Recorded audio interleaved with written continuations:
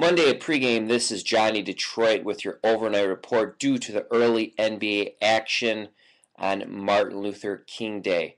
But unfortunately, due to being an overnight report, the back end has not graded the games yet, so I can't do a complete good, the bad, and the ugly like I do every single day, breaking down the previous day's action from your pregame pros, as transparency is one of the things that makes pregame.com great. But I do want to give props and a shout to Mr. Spartan, who not only had the New York Giants for his game of the year, he also gave them out on the money line.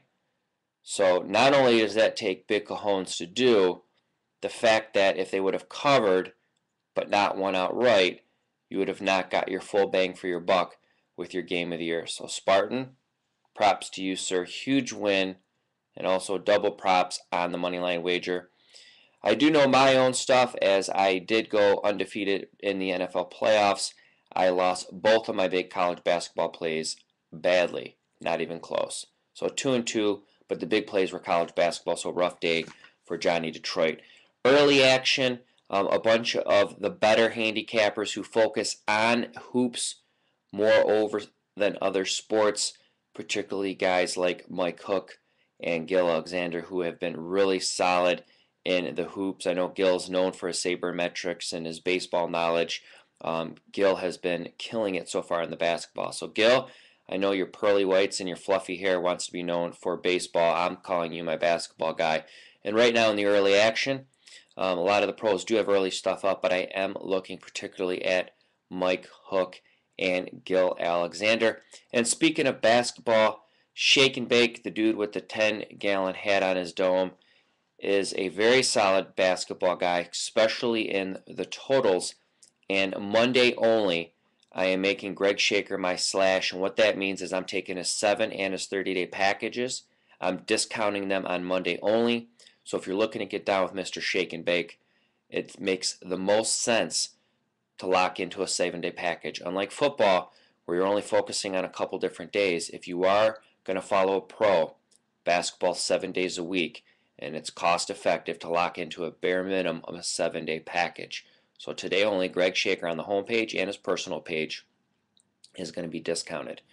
With basketball going on all day, you're definitely going to want to jump in the forums with the playoff set leading into the Super Bowl. Everyone's already given their predictions on the upcoming games, so jump in. If you're going to participate, at least check it out. There's some very knowledgeable cats within the forums. And for the tip of the day, what I want to do is, I've seen a lot of this stuff on Twitter. I've seen people posting on the forums with the almighty question, should I hedge my futures? And my answer on hedging is usually no. If you're going to take a prop, you're going to take a future, if you're going to take a parlay, the purpose of doing it is to get the higher payout odds. So why every single time you're about to hit it, you turn around and wuss out and take less odds? The whole purpose of you taking it in the first place was to get those big odds. So now you're going to get them and you're going to wuss out and take less money. The only time you should be hedging is if you have an obvious positive expectation on the hedge, or if the amount of the money is life-changing money or abnormally beyond what you normally bet. For example, I have a nickel on the New York Giants at 22-1 to win the Super Bowl. As of now, I'm going to let it go. If they happen to win and they get to the Super Bowl, at that point, most likely I will hedge out and lock in a profit.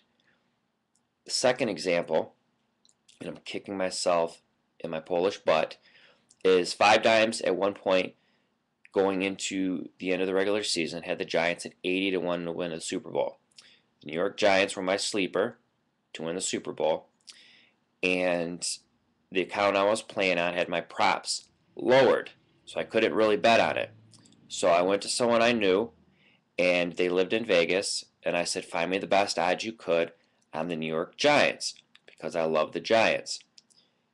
Called me back, so the best I can get you is 50-1. For whatever reason, I said, screw it, I wanted the 80-1. So I passed. In the event he would have got me the 50-1 for a nickel, or God forbid the 80-1, I would have hedged out because $40,000 is some serious cash, and I would have started hedging and taking the other team on the money line. But usually if it's a 3-team parlay and it's a dime or 2 dimes, unless you're betting $5 a game, you're getting close to hitting a future or a prop or some big parlay that you took in the first place thinking you were going to win. So you're finally going to win it and you wuss out and tell the book, hey, just give me some of the money. I'm one of those guys that's going to hit a crazy future. So my tip of the day is, unless you have a huge positive expectation by hedging, don't do it. Or if the amount of money is life-changing money or at bare minimum abnormally higher than what you normally bet, suck it up and let it ride. So from Johnny Detroit with the overnight report for Monday, hope everyone has a great Martin Luther King Day. I'll be back Tuesday with a full report. And if there's anything you need, you could always email me personally at johnny@pregame. And from me to you, best of luck.